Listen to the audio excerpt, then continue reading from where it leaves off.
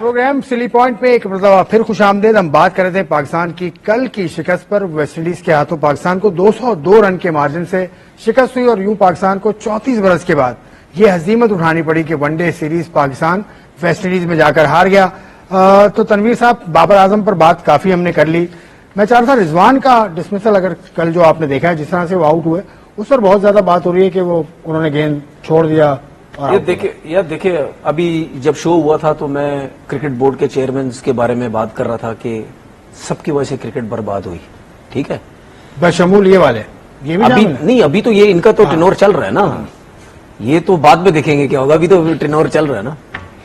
तो चेयरमैन साहब को मेरी तरफ से, जिस तरह आप हर शो में कहते हैं ना कि यार मैसेज, मैं हर शो में चेयरमैन साहब को मैसेज है। मैं चेयरमैन साहब को ये मैसेज देना चाह रहा हूं कि बहुत से लोग ऐसे हैं जो शायद आपको गलत मैसेज देते होंगे या शायद आपको ये कहते होंगे जी बाबर की क्रिकेट खत्म, रिजवान की क्रिकेट खत्म। सर, हमारे पास यही दो प्लेयर हैं, इन दोनों से आप बैठें, बात करें, जो आप समझ सकते हैं तरीकेकार अपने तौर पे। मैं आपको ये बताऊं सर, आप किसी पे आप ट्रस्ट मत करें, ठीक है। आप खुद पर्सनल इनको बुलाएं और आप इनसे पूछें कि भाई, आप इनको कॉन्फिडेंस में लें कि हम चाहते हैं कि भाई आप पाकिस्तान के लिए और क्रिकेट खेलें। क्या वजूहात है, मैं आपको सर साहब सही बता रहा हूं, आप इनसाइड लें इनसे, ये क्या वजूहात है कि आप दोनों को क्या हो गया, आप दोनों के रन्स क्यों नहीं हो रहे, क्या आप मेंटली डिस्टर्ब हैं, आपको क्या प्रॉब्लम है, कौन कौन सी ऐसी चीजें पहले हो चुकी हैं जिसकी वजह से आप आज यहां तक हैं। दूसरी बात सर, मैं ये कह रहा हूं कि ये दोनों प्लेयर पाकिस्तान टीम से बाहर नहीं होने चाहिए, क्योंकि जहां तक मैं क्रिकेट को समझाऊं या समझ रहा हूं, इन दोनों के अलावा आपके पास इतने अच्छे लेवल के क्रिकेटर्स नहीं है अभी इंटरनेशनल क्रिकेट में। आप इन दोनों को साथ लेके चलें, इनको जिम्मेदारी भी दें, इनको साथ लेके चलें, क्योंकि मैं ये समझता हूं कि अगर ये दोनों बाहर हो गए, हमें सिर्फ इनकी फॉर्म का मसला, इनकी फॉर्म वापस आएगी, हमारी बैटिंग लाइनअप बहुत अच्छे रन्स करने लग जाएंगे। ठीक है। और दूसरी चीज सर, एक चीज आपको और बोलूं, जो लोग ये इल्जामात लगाते हैं ना, ये पाकिस्तान के नहीं हैं, ये पाकिस्तान से प्यार ही नहीं करते, सर उनको जरा देखें। वो, मुझे ऐसा लगता है वो डायरेक्ट इनके ऊपर इल्जामात लगा रहे हैं, ये पाकिस्तान के लोग नहीं है। तो हर चीज आपके नॉलेज में है, आपको पता है पूरा सोशल मीडिया में कौन क्या कुछ कर रहा है, कौन क्या नहीं कर रहा। आप ऐसे लोगों को जरा पकड़े जो इल्जामात लगा रहे हैं, पर वो भी पाकिस्तान के लिए खेल रहे हैं। अच्छा, वो भी पाकिस्तान के लिए खेल रहे हैं, वो ऐसा नहीं आप उनके ऊपर इल्जामात लगाना शुरू कर दें। ठीक है। तो जरा ऐसे लोगों को आप क्रिकेट बोर्ड से दूर रखें, ऐसे लोग अपने साथ रखें जो वाकई पाकिस्तान क्रिकेट के लिए। और एक चीज सर आप बताऊं, बहुत से क्रिकेटर्स आपके पास आएंगे जो आपको आके अपनी नौकरियों लेने के चक्कर में पता नहीं क्या क्या बोलते रहेंगे आपको, हमें सब कुछ पता है, हमें सब कुछ पता है। तो सर ये चीज जरा आप इन सब चीजों को देखें। आपके होते हुए मैं सिर्फ ये सोचता हूं कि जिस तरह आपने 2-4 चीजें की हैं पाकिस्तान क्रिकेट के लिए, तो शायद आपके होते हुए चीजें बेहतर हो जाएं। ठीक है। और कॉन्स्टिट्यूशन की एक बात कर दूं, इसको जाते हुए कोई ना कोई एक ऐसा सिलसिला बना के जाएं कि जो अगला क्रिकेट बोर्ड आए वो उसको बदल ना सके। जो भी क्रिकेट बोर्ड आता है वो अपनी मर्जी से बदलता है और बदल के सब तबाही बर्बादी फेर के चला जाता है। ठीक है। ये सब चीजें जो 2-3 चीजें हैं, इनके ऊपर अगर आप चीजें ये देख लें तो मेरे ख्याल पाकिस्तान क्रिकेट को फायदा बिल्कुल ठीक है। आपको वक्त दिया पूरा, आपने सिफारिशात के साथ साथ शिकायत भी की। बिल्कुल, लोगों के खिलाफ आपने शिकायती बॉक्स भी खोल लिया। आप तो बाबर आजम की बात करें ना, बाबर आजम का यह है कि बाबर, रिजवान, हसन अली, शाहीन अफरीदी, नसीम शाह, सबको करना खुद पड़ेगा भाई, करना खुद पड़ेगा। वो चेयरमैन कोई भी आए, चेयरमैन क्रिकेटर हो, नॉन क्रिकेटर हो, कोच कोई भी हो, मैं तो आपको करना पड़ेगा। मैं आपको चीज बताऊं, हो सकता है मैं गलत हूं, मेरी बात को लोग ना पसंद करें, हो सकता और जो कि ज्यादातर ना पसंद करेंगे, आप ही नहीं पसंद करेंगे तो दूसरे को तो छोड़ दें। मैं ये चाहता हूं कि बाबर आजम को टेस्ट टीम का कप्तान बनाया। नहीं यार, टेस्ट टीम का कप्तान क्यों? क्योंकि मुझे देखे, मैं क्यों व्हाइट बॉल क्रिकेट का क्यों नहीं कह रहा, क्योंकि उसके ऊपर लोग जो रोज बातें करते हैं ना, स्ट्राइक रेट ये वो, मैं टेस्ट टीम का कप्तान इस वजह से कह रहा हूं क्योंकि मुझे ऐसा और मेरी क्रिकेट बोर्ड के चेयरमैन साहब से रिक्वेस्ट है कि अगर आप सिलेक्टर से सबसे बात करें, अगर ये ऐसा होता है आप उसको टेस्ट टीम का कप्तान बनवाएं, क्योंकि मुझे लगता है कहीं ना कहीं उसने बहुत ज्यादा एक चीज दिमाग में बिठा ली है कि मेरे साथ एज अ कप्तानी जो इस तरह मुझे हटाया गया है वो बहुत ज्यादती हुई है मेरे साथ। हो सकता है उसके दिमाग में कहीं ना कहीं ये चीज बैठी हुई है, क्या पता वो टेस्ट टीम का कप्तान बन जाए, ठीक है, उससे हो सकता है उसका जो उसकी जो वो बैटिंग परफॉर्मेंस है वो वापस आ जाए, हो सकता है वो मेंटली थोड़ा सा रिलैक्स हो जाए कि यार चलो एक फॉर्मेट का तो मैं कप्तान बन गया हूं, जितनी मेरी परफॉर्मेंसेस है मुझे एक फॉर्मेट का तो कप्तान ये तो आपने ऐसी बात कर दी। मैं आप क्रिकेटर हैं, आप एनालिस्ट हैं, आप कोच हैं, आप माहिर नफ्सियात भी हो गए। माहिर नफ्सियात मैं नहीं हो गया, आपने नफ्सियात पढ़ ली बाबर की, आपने हर वक्त बाबर माहिर नफ्सियात। अच्छा मैं आपको चीज बताऊं, ये भी आपको एक और चीज बता दूं, ये जो क्रिकेटर होता है ना ये बहुत बड़ा एक्टर भी होता है, ये बहुत बड़ा क्रिकेटर भी होता है, इससे जो काम करा लो कर लेता है, ये माहिर नफ्सियात भी होता है। वो सारी जिंदगी उसने जो क्रिकेट खेली है इतने इतने अरसे, ये नफ्सियात 500 आउट किए, 10,000 रन किए, 600 आउट किए, ये नफ्सियात से खेल खेल के तो किए उसने सब। जब आप 500 आउट करते तो बैट्समैन की नफ्सियात से खेलते हैं ना, 10,000 रन करते तो नफ्सियात से खेलते हैं। आपने कहा बाबर आजम को टेस्ट का कप्तान बना दें, ठीक है, मैं इस वजह से कह रहा हूं ना वो फास्ट क्रिकेट है, ना लोग उसके ऊपर उंगलियां उठाएंगे जी व्हाइट बॉल क्रिकेट में यूं कप्तानी फलाना कप्तानी नहीं आती, यहां पे मार्जिन बहुत है, अगर वो गलतियां भी करेगा तो कहीं ना कहीं मैनेज भी कर सकता है, लेकिन उसके दिमाग में हो सकता है ये चीज आ जाए कि यार चले मुझे एक कप्तानी मिली है, हो सकता है शायद रिस्पॉन्सिबिलिटी और लेने लग जाए। इस साल 5 टेस्ट हैं, पिछले साल भी गालिबन पाकिस्तान काफी अरसे से इतने ही टेस्ट मैच खेल रहा है, तो टेस्ट मैच की कप्तानी ठीक है। मैंने आपसे सवाल किया था रिजवान को आप रैप अप करें, उसके बाद फिर बॉलिंग की जरा डिटेल से बात होगी कि पाकिस्तान के शाहीन अफरीदी भी अनफिट हो गए। देखिए इस तरह की कप्तानी करने का कोई फायदा नहीं है। अगर जो मुझे चीजें नजर आती हैं जो खेलते हुए देखते हुए टीम सिलेक्शन, अगर आपके हाथ में कोई चीज नहीं है तो इस तरह की कप्तानी का कोई फायदा नहीं है, मना कर देना चाहिए कप्तानी उसको, इस तरह की कप्तानी का कोई फायदा नहीं है।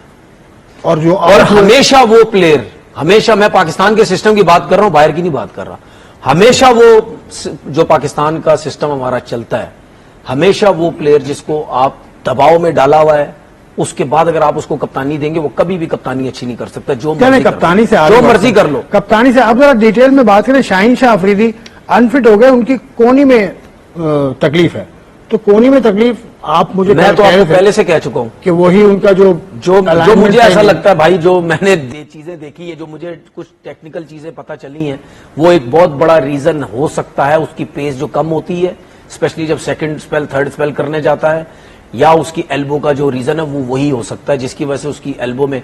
और कल शायद मैंने किसी कमेंटेटर पता नाम भूल रहा हूं उसका सुना, एन बिशप, उसने कहीं शाहीन की एल्बो का जिक्र भी किया था कि उसकी एल्बो में पेन होता है, ठीक है। तो मैं तो काफी टाइम से कह रहा हूं, आज से नहीं कह रहा, काफी अरसे से कह रहा हूं, आपके सामने कितने टाइम से हम बैठे हुए, मैं काफी टाइम से कह रहा हूं कि इसका जो फ्रंट पैर की जो लैंडिंग है वो बहुत लेट हो रही है, हाथ पहले घूम रहा है, लैंडिंग नहीं हो रही, पूरे बॉडी पे जोर जा रहा है, शोल्डर से बॉल कर रहा है, जब शोल्डर वीक हो जाएगा वो सारा लोड जो उसके एल्बो पे आ जाएगा उसको इंजरी हो जाएगी। आप ये कहना चाह रहे हैं कि तवील अरसे आकिब जावेद के अंडर भी ये रहे, क्योंकि आकिब जावेद इंटरिम कोच थे, मुझे तो आकिब जावेद इस चीज को पिक नहीं कर सके। मैंने आपसे क्या बोला था कल परसों भी शो में, ये ऐसी चीज है बड़े से बड़ा प्लेयर नहीं पकड़ सकता, ये बहुत बारीक सी चीज है, ये बहुत बारीक सी चीज है, बड़े से बड़े प्लेयर क्यों नहीं पकड़ सकता। मैं ये नहीं कह रहा कि उनको पता कुछ नहीं है, ये ऐसी चीज है किसी के दिमाग में होता ही नहीं। हर कोई ये समझता है कि नहीं यार आप जब बॉल कर रहे हैं तो जाहिर बात है पैर लग ही रहा होगा ना आपका, आप पैर जमीन पे रख रहे तो बॉल कर रहे ना, इस तरफ कोई इतना ज्यादा जाएगा नहीं।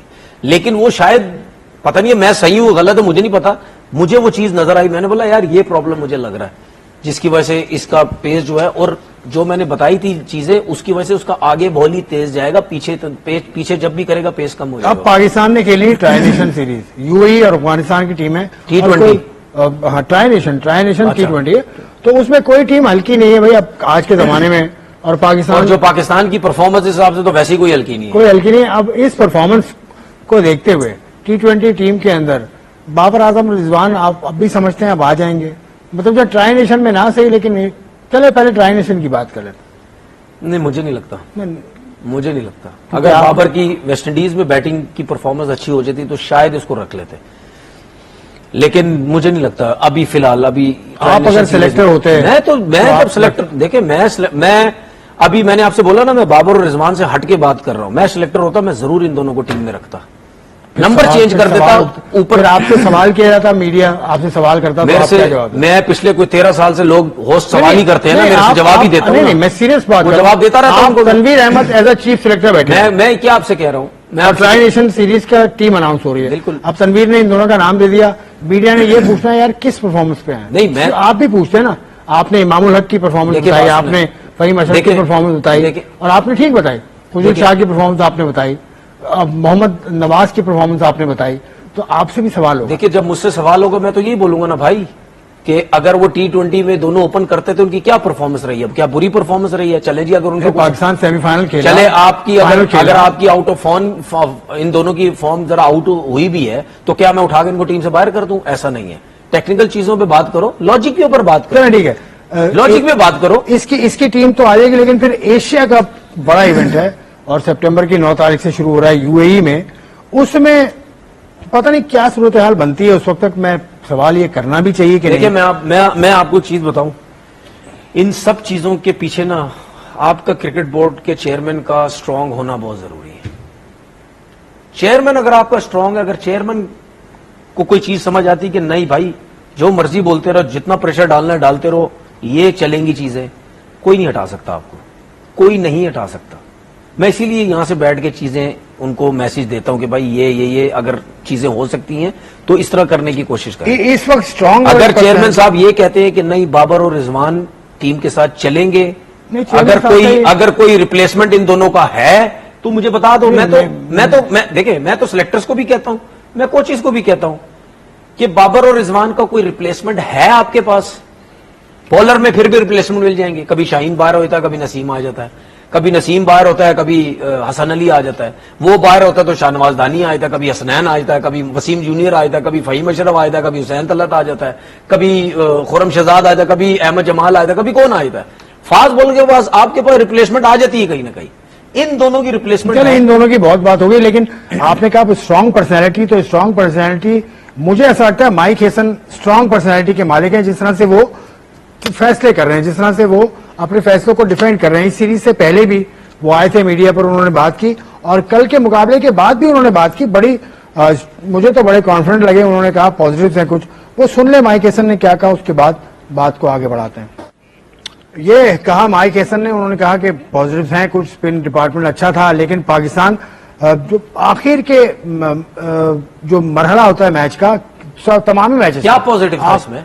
उसमें स्पिनर्स पॉजिटिव, इसमें सिर्फ एक चीज पॉजिटिव थी, एक चीज पॉजिटिव थी, वो अपने आप को सेव कर रहा है, बस ये पॉजिटिव थी। ये पॉजिटिव तो अपने आप को सेव कर रहा है वो, तो जो उसमें जिनके सामने सेव कर रहा है उनका कसूर है ना, फिर के उसको पूछें।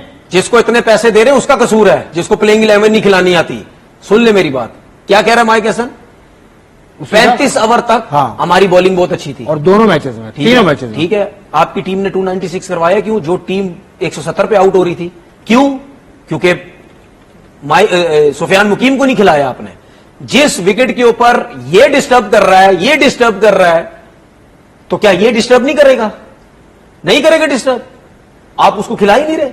जहां टीम 170 पे आउट हो रही थी आपने 296 करवा दी है, और आप कह रहे जी बैटिंग क्लैप्स कर गई। आपने जाने के दिए इतने रन भाई, 181 की आप बात कर रहे हैं।